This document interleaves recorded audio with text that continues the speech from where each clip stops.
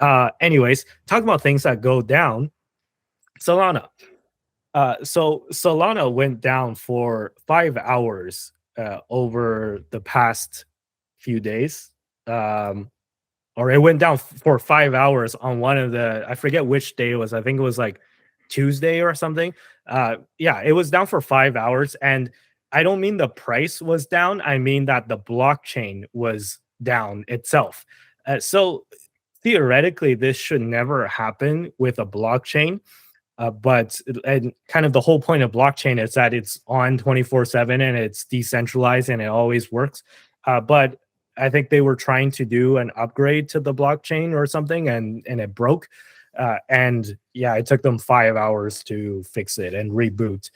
So this has drawn a lot of criticism of people who are critical of Solana, and it's I have to make a confession right here that I do own Solana, and I know that this is kind of like a sacrilegious thing for me to say because, like, kind of online, I'm known as a Bitcoin maxi, but I'm not a Bitcoin maxi. I would consider myself just a capitalist, right? I go where I think I can make the most amount of money on a risk return basis, on a risk adjusted basis.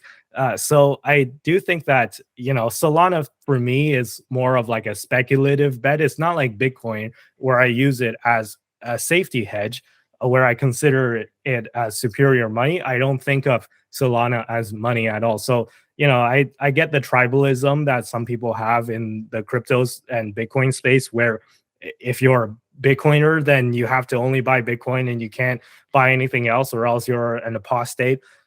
Look, like I find Solana interesting as from like a stock perspective, right? I treat it as a stock, even though there's a huge argument of whether or not it's a security. But I treat it as a speculative investment, and I'm okay with losing it all in case Solana goes to zero. And I'm fully aware of the possibility that it could go to zero, where I think that it's very, very extremely unlikely that Bitcoin will go to zero, right? Pretty much almost zero chance of it going to zero. But for Solana, it's obviously much higher, and I am okay with accepting that risk. So let me just put that out there. Anyways, back to the story. So Solana went down for around 5 hours, and this has drawn a lot of criticism of people who are maybe for other chains, right? Because like Cardano doesn't go down, Bitcoin doesn't go down, Ethereum doesn't go down. So clearly, there's maybe some kinks that Solana still has to work out. And the last time it went down was February of 2023, so almost exactly a year ago.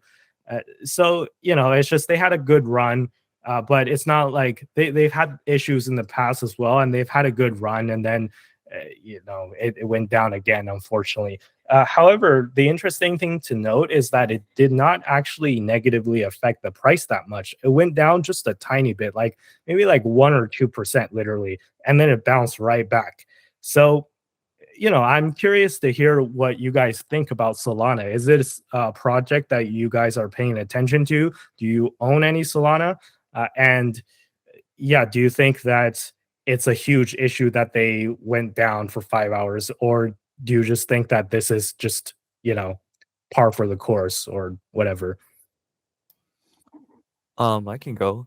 So I currently don't own any Solana at this time, but I think back when NFTs were really more popular, I think Solana does NFTs too, if I'm not mistaken, right, Andy? Yes, they do. So I think one of the big reasons why you would potentially want to invest in Solana versus something like an Ethereum is that uh, one problem that's very well known on Ethereum is the high gas fees. Yes. So if you try to do anything on Ethereum, especially when you're trying to mint an NFT during peak time, the transaction might fail. And even if it doesn't fail, it might cost like $50 to $100 in terms of gas fees, which makes it prohibitively expensive for a lot of people, right? And I think that that's one of the reasons why Solana has attracted a lot of users who are wanting to use Solana instead, because the gas fees on Solana are always like fractions of a cent, or like extremely low compared to any other chain. And correct me if I'm wrong. Solana also has faster transfer fees or cheaper transfer fees too, if you want to like trade wallet to wallet. Yeah, that's what the gas fees are. So like the gas fees are extremely low for minting NFTs, transferring Solana or Solana based tokens, right? So there's stable coins on Solana as well. There's USDC on Solana. So if you want to send someone, $5 in USDC, it'll cost you fractions of a cent to send it over Solana. Versus if you try with Ethereum, it might cost you $5 to send $5, which will probably make you not want to do it, right? So it's just kind of the high transaction throughput with the low fees is the attractive part about using Solana instead of Ethereum. So yeah. True. Okay. And I guess to add to yeah, Solana's like maybe a coin that would be like a good choice besides Ethereum and Bitcoin, but I personally will just stick with the two Mhm. just because I feel like going into deeper cryptocurrency research is a bit much for me. I think I just dollar cost average on Bit and ETH and then call it a day. Otherwise, if this is going to affect how people think of Solana, I guess cryptocurrency is already kind of funky as it is. Mhm. People already kind of look at it pretty badly. I'm sure people are going to forget this and then it'll be okay. Other places and other things have maintenance issues too as well, but we end up still using it. Like it'll be like 10 o'clock or 12 and I can't send an e-transfer because the bank is like working on the back end things, but we forget about these things too, so it should be okay. So And you're basically saying that to you, it's not a big deal that it no, went yeah. down for 5 hours because the banks are much worse and Solana is still a lot better than let's say e-transfer or banks and stuff. Yeah, like in the widespread of things, it is better. I think the direction it's going towards, and what's trying to solve, like speed, transferring money, and just like other things too. But yeah, I think it'll be okay. It's just 5 hours. It's just bad because it's so new and novel, but I'm sure it's fine. Tristan, what are your thoughts? My thoughts. Solana is definitely one of the more interesting cryptocurrencies out there currently. And I would say that honestly, compared to Ethereum, even I do like Solana better. I think Ethereum has a lot of baggage. It's basically just because it was earlier that it is larger than Solana, I would say. So I think Solana has a lot to offer in that regard.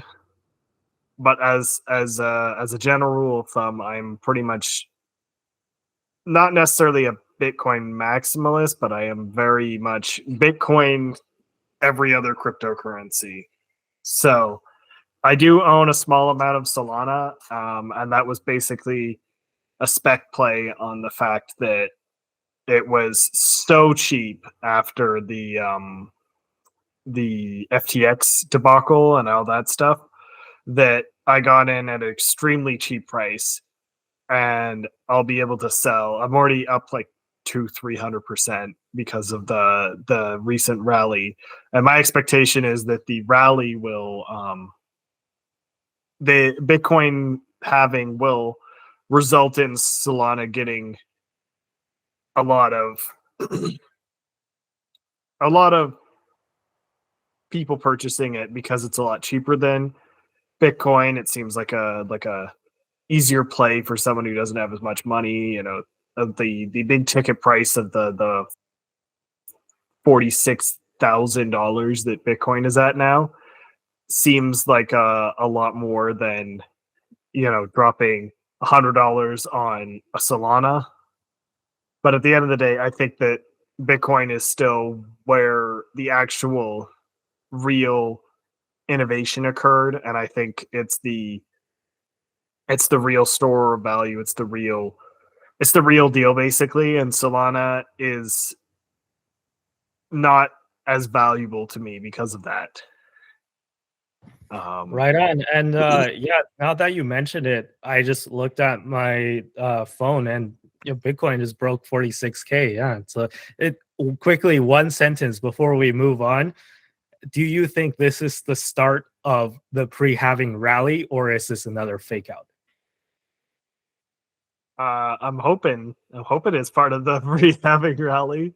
It is looking like it to me, but maybe I am I'm just looking for what I hope to happen, not what's actually happening. Yeah. Not financial advice, by the way. We're just like literally pure speculating. But Dom, go ahead. Well, it's hard to say, but like things are looking good. I think our minor stocks were doing a little well today, so that's something to be happy about. So I'll just say like we'll wait and see. Things are Yep. looking good or looking good, I guess. Yeah, in my opinion, I do think that there's a good chance that this could be the start of the pre-halving rally because, usually it occurs somewhere in like the 30 days to 60 days before the halving, and we're just kind of right in that like 60-day range, right around there by all estimates. But yeah, I mean, again, not financial advice. Don't invest based on what you hear off of a podcast. I'm just speculating.